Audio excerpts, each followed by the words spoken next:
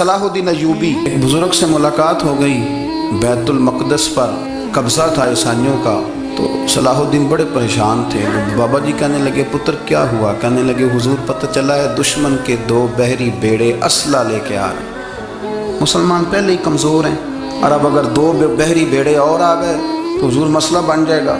تو میں پریشان ہوں کہ کس طرح یہ کم مسئلے والی ہماری فوج ہے کیسے مقابلہ کرے گی۔ تو بابا جی کہنے لگے پتر اس طرح کرنا، آج رات تو بھی دعا کرنا اور میں بھی کروں گا، تو بھی دعا کرنا، آپ ناراض نہ ہونا، ہم تو پیروں والے ہیں، ہم تو پیروں کے نوکر غلام ہیں، ہمارا تو گزارا ہی نہیں، ہمیں تو ملتا ہے سارا کچھ وہاں سے۔ پھر میرا سوال یہ ہے کہ تعویذ لینے جاتے ہو نفل کیوں نہیں پڑھتے، رات اللہ اللہ کیوں نہیں کرتے؟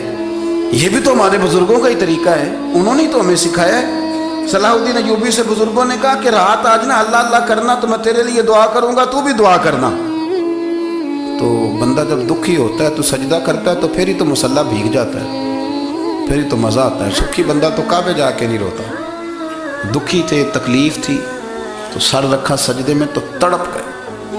اور وہ بابا جی کہتے ہیں میں مسجد آیا تو صلاح الدین چیخے مار کے رو رہا تھا اور کہہ رہا تھا مالک میں کوئی اپنی شان کے لیے تو نہیں نہ لڑ رہا، اللہ کو میں کوئی قبضوں کے لیے تو نہیں لڑ رہا، مالک تیرے لیے لڑ رہا ہوں، مجھے بے آبرو نہ کرنا، میری مدد فرمانا۔ کہتے ہیں میں آیا تھا کہ مسجد میں دعا کروں گا، پر صلاح الدین ایوبی کو روتے دیکھا تو میں لوٹ گیا۔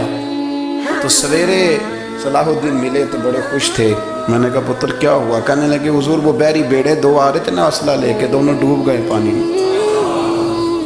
پانی میں ڈوب گئے۔ تو بابا جی کہنے لگے صلاح الدین وہ پانی میں نہیں ڈوبے، وہ تیرے آنسوؤں میں ڈوب گئے، وہ غرق ہو گئے، وہ جو تو نے مسلح بات کیا تو وہ تیرے آنسوؤں میں ڈوب گئے، وہ غرق ہو گئے، وہ تباہ اتنے قیمتی تھے، تیرے آنسو کے بہا لے گئے دشمن کے بحری بیڑوں کو۔ میرے بھائی ٹھیک ہو گیا جی، میرے عزیز سمجھ لیں اس بات کو ہمیشہ کے لیے، اور اس پر غور کر لیں اچھے طریقے سے کہ میرے رسول کریم سید عالم صلی اللہ علیہ وسلم نے نا ہماری توجہ دلائی، حضور نے ہمیں بتلایا، ہمارا ذوق بڑھایا عبادت کی طرف۔